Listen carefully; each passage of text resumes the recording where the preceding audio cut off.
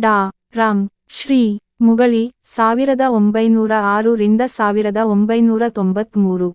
ಎಲ್ಲರ ಬಾಯಲ್ಲಿ ಬೆಲ್ಲವಾದ ಕೃತಿ, ಕನ್ನಡ ಸಾಹಿತ್ಯ ಚರಿತ್ರೆ. ಇಂತಹ ಕೃತಿ ರಚಿಸಿ, ಕನ್ನಡದ ಪಾರಿಜಾತ, ಗಡಿನಾಡಿನ ಕನ್ನಡ ದೀಪ ಎಂಬ ಬಿರುದು ಪಡೆದ ಇವರ ಜನನ 1906 ಜುಲೈ 15 ರಂದು ಗದಗ ಜಿಲ್ಲೆ ರೋಣ ತಾಲೂಕಿನ ಹೊಳೆ ಆಲೂರಿನಲ್ಲಾಯಿತು. ತಂದೆ ಶ್ರೀನಿವಾಸ ಮುಗಳಿಯವರು ಒಳ್ಳೆಯ ಸಂಸ್ಕಾರವಂತರು. ಬಾಗಲಕೋಟೆ ಹಾಗೂ ವಿಜಾಪುರದಲ್ಲಿ ಪ್ರಾಥಮಿಕ ಹಾಗೂ ಮಾಧ್ಯಮಿಕ ಶಿಕ್ಷಣವನ್ನು ಮುಗಿಸಿದರು. ಅದು ಸ್ವಾತಂತ್ರ್ಯದ ಹೋರಾಟದ ಸಂದರ್ಭ. ಗಾಂಧೀಜಿಯವರ ಅಸಹಕಾರ ಚಳುವಳಿಯಿಂದ ಪ್ರೇರಿತರಾಗಿ 1920 ರಲ್ಲಿ ಶಾಲೆಯನ್ನು ತ್ಯಜಿಸಿದರು. ಮುಂದೆ 1924 ರಲ್ಲಿ ಧಾರವಾಡದ ಕರ್ನಾಟಕ ಕಾಲೇಜಿಗೆ ವ್ಯಾಸಂಗಕ್ಕಾಗಿ ನಡೆದರು. ಹಳಗನ್ನಡ ಕಾವ್ಯ ಅತ್ಯಂತ ಪ್ರಿಯವಾದ ವಿಷಯವಾಗಿತ್ತು. 1928 ರಲ್ಲಿ ಬಿ.ಎ, 1930 ರಲ್ಲಿ ಎಂ.ಎ, ಹಾಗೆ 1933 ರಲ್ಲಿ ಮುಂಬಯಿ ವಿಶ್ವವಿದ್ಯಾಲಯದಿಂದ ಬಿ.ಟಿ ಪದವಿ ಪಡೆದರು. ಇವರು ಶಿಕ್ಷಕ ಜೀವನಕ್ಕೆ ಕಾಲಿಟ್ಟಿದ್ದು 1932 ರಲ್ಲಿ ಹುಬ್ಬಳ್ಳಿಯ ನ್ಯೂ ಇಂಗ್ಲಿಷ ಪ್ರೌಢಶಾಲೆಗೆ ವಿದ್ಯಾರ್ಥಿ ದೆಸೆಯಿಂದಲೇ ಬರವಣಿಗೆ ಪ್ರಾರಂಭಿಸಿದ ಶ್ರೀರಂಗನಾಥರವರು ಹಲವಾರು ಪ್ರಶಸ್ತಿಗಳನ್ನು ಆಗಲೇ ಪಡೆದಿದ್ದರು. ಇವರ ಕಾವ್ಯನಾಮ ರಸಿಕರಂಗ ಎಂಬುದಾಗಿತ್ತು. ಬೇಂದ್ರೆ, ಗೋಕಾಕ, ಗಲಗಲಿ ಕೇಶವ ಶರ್ಮರ ಗೆಳೆಯರ ಗುಂಪಿನಲ್ಲಿ ಗುರುತಿಸಿಕೊಂಡರು. ಸುಮಾರು 50 ಮೌಲಿಕ ಕೃತಿಗಳನ್ನು ಕನ್ನಡ ಸಾರಸ್ವತ ಲೋಕಕ್ಕೆ ಅರ್ಪಿಸಿದ್ದಾರೆ. ಕತೆ, ಕಾದಂಬರಿ, ಕಾವ್ಯ, ವಿಮರ್ಶೆ ಮುಂತಾದ ಪ್ರಕಾರದಲ್ಲಿ ಲೇಖನಿಯನ್ನು ಮೂಡಿಸಿದ್ದಾರೆ. ಕವನ ಸಂಕಲನಗಳು ಬಾಸಿಂಗ, ಅಪಾರ ಕರುಣೆ, ಓಂ ಶಾಂತಿ, ಮಂದಾರ ಹೂ, ಮಾನವದೇವ, ರಸಿಕರಂಗ. ಕಾದಂಬರಿಗಳು ಅನ್ನ, ಬಾಳುರಿ, ಕಾರಣಪುರುಷ. ನಾಟಕಗಳು ಎತ್ತಿದ ಕೈ, ನಾಮಧಾರಿ, ಮನೋರಾಜ್ಯ, ಧನಂಜಯ. ಕನ್ನಡ, ಇಂಗ್ಲಿಷ, ಮರಾಠಿ, ಸಂಸ್ಕೃತ ಚತುರ್ಭಾಷಾ ಪ್ರವೀಣರಾದ ರಂ. ಶ್ರೀ.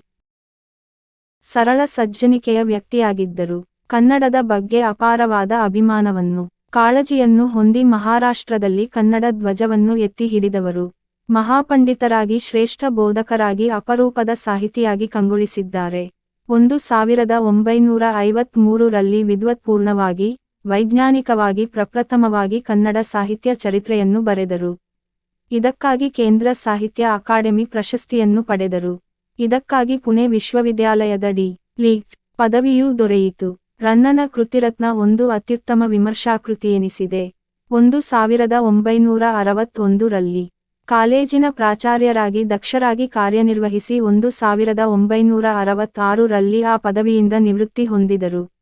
ನಂತರದ ದಿನಗಳಲ್ಲಿ ಸರಕಾರ ಇವರ ಸೇವಾ ವೈಖರಿಯನ್ನು ಕಂಡು 6 ತಿಂಗಳ ಕಾಲ ಸಾಹಿತ್ಯ ಸಂಸ್ಕೃತಿ ಇಲಾಖೆಯ ಪ್ರಧಾನಾಧಿಕಾರಿಗಳೆಂದು ನೇಮಿಸಿತು. 1967 ರಿಂದ 70 ರ ಅವಧಿಗೆ ಬೆಂಗಳೂರು ವಿಶ್ವವಿದ್ಯಾಲಯದ ಕನ್ನಡ ವಿಭಾಗದ ಮುಖ್ಯಸ್ಥರಾದರು. 1940 ರಿಂದ 43 ರವರೆಗೆ ಜೀವನ ಪತ್ರಿಕೆಯ ಸಂಪಾದಕರಾಗಿ ಕಾರ್ಯನಿರ್ವಹಿಸಿದರು. ಮುಂದೆ 1941 ರಲ್ಲಿ ಹೈದರಾಬಾದಿನಲ್ಲಿ ನಡೆದ ಸಾಹಿತ್ಯ ಸಮ್ಮೇಳನದ ವಿಮರ್ಶಾಗೋಷ್ಠಿಯ ಅಧ್ಯಕ್ಷರಾಗಿದ್ದರು.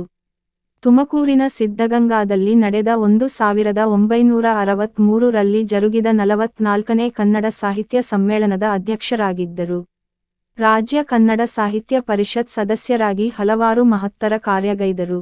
ಮುಂದೆ 1988 ರಲ್ಲಿ ಕರ್ನಾಟಕ ಸರಕಾರವು ರಾಜ್ಯ ಪ್ರಶಸ್ತಿಯನ್ನು ನೀಡಿತು.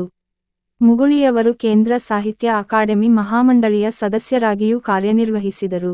ವಿಶ್ರಾಂತ ಜೀವನವನ್ನು ಕಾಲಹರಣ ಮಾಡಿ ಕಳೆಯದೆ ಇಂಗ್ಲೆಂಡ್, ಫ್ರಾನ್ಸ್, ಹಾಲೆಂಡ್, ಬೆಲ್ಜಿಯಂ ದೇಶಗಳನ್ನು ಸುತ್ತಾಡಿದರು.